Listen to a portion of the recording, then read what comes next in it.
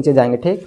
तो अधिक में हो जाएगा सोडियम, पोटेशियम, कैल्शियम, मैग्नीशियम, ठीक। 4 स्टेप रुकेंगे, ठीक, समझे कि नहीं। सोडियम, पोटेशियम, कैल्शियम, मैग्नीशियम, ठीक। यहाँ से अब इसका बाद यहाँ एल्युमिनियम आ जाएंगे, ठीक। एल्युमिनियम, जिंक, आयरन, लेड, ये चार बोलेंगे और रुक जाएंगे, ठीक। बात समझे कि नहीं। हाँ, अब यहाँ से भी रुकेंगे और इसका बाद बोलेंगे कॉपर, हाँ, कॉपर, पारस, सिल्वर, गोल्ड, बात समझे कि नहीं। तो इस प्रकार से याद रखेंगे। तो अधिक अभिक्रियाशील तत्वों से कम क्रियाशील तत्वों को, बात समझे कि नहीं। तो ऐसे याद रहेगा, तभी क्या हो पाएगा, तभी बन पाएगा ये अति विस्थापन अभिक्रिया को समझ पाएंगे, ठीक ना, तभी अलग कर पाएंगे, ठीक। तो देखो विस्थापन अभिक्रिया में बताए थे कि आयरन और कॉपर जब रिएक्शन करता है तो ये अधिक अभिक्रियाशील तत्व कौन हो गया, कॉपर से। तो ये आयरन हो गया, बात समझे कि नहीं। आयरन हो गया, कॉपर क्या हो गया, कम अभिक्रियाशील तत्व हो गया, ठीक। इसीलिए क्या करेगा, तो कॉपर को बाहर कर देगा, बात समझे कि नहीं। और ये आयरन जो हो गया सल्फेट से रिएक्शन कर लेगा, तो क्या बना लेगा, FeSO4, बात समझे कि नहीं, यानी कि आयरन सल्फेट बना लेगा। समझा गया ना। इस प्रकार से द्विविस्थापन अभिक्रिया था, समझा गया।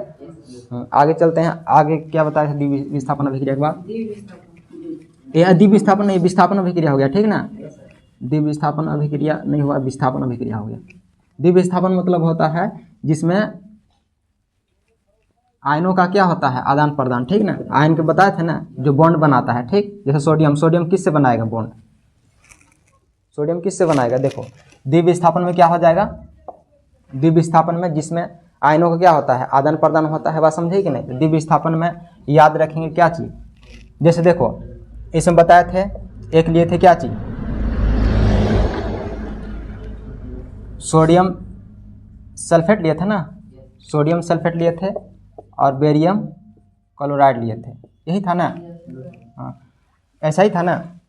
तो बेरियम क्लोराइड और सोडियम सल्फेट था, बात समझे कि नहीं। अब देखो इसमें अब ये क्या होगा, ये द्विविस्थापन अभिक्रिया कैसे होगा, तो जो बॉन्ड बना सकता है, ठीक ना, मतलब इसमें आयनों का आदान प्रदान होगा, ठीक ना, और 2 बार विस्थापित होगा, मतलब जिसमें आयन मैच करेगा उसी के साथ बना सकता है। जिसमें बताया था ना कि सोडियम और ये कैल्शियम, ये दोनों क्या करता है, बॉन्ड बना लेता है, ठीक ना। तो सोडियम क्लोराइड बनाता है। जिससे बताया था ना कि सोडियम में कितना होता है बाहरी में, सोडियम होता है 11, तो ये होता है इलेक्ट्रॉनिक बिना तोड़ेंगे 2, 8 और 1 हो जाएगा ना, 1 हो जाएगा। इसी प्रकार क्लोरीन को तोड़ेंगे, ठीक, तो इसका कितना हो जाएगा 17, इसको तोड़ेंगे तो 2, 8 और 7। तो बता है ना कि यानी कि लास्ट में जो रहता है, लास्ट वाला जो इलेक्ट्रॉन रहता है उसको क्या बोलते हैं, वैलेंसी बोलते हैं, बात समझे कि नहीं।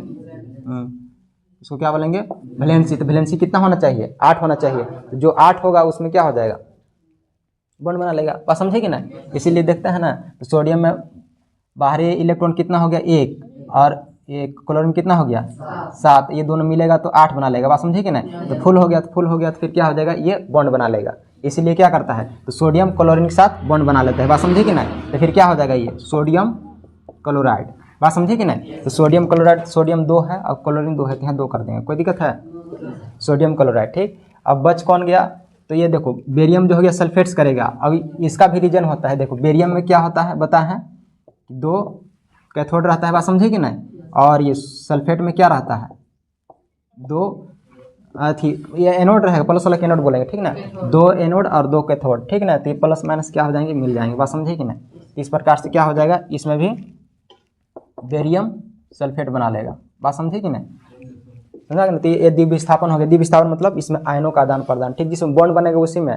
अब ऐसा नहीं समझना कि कोई भी तत्व आ जाएगा द्विविस्थापन अभिक्रिया में, सभी नहीं आएंगे। जिसमें बॉन्ड बन सकता है वही द्विविस्थापन अभिक्रिया में आएंगे, क्लियर। चलो अब आगे चलते हैं, आगे लिखवाते हैं।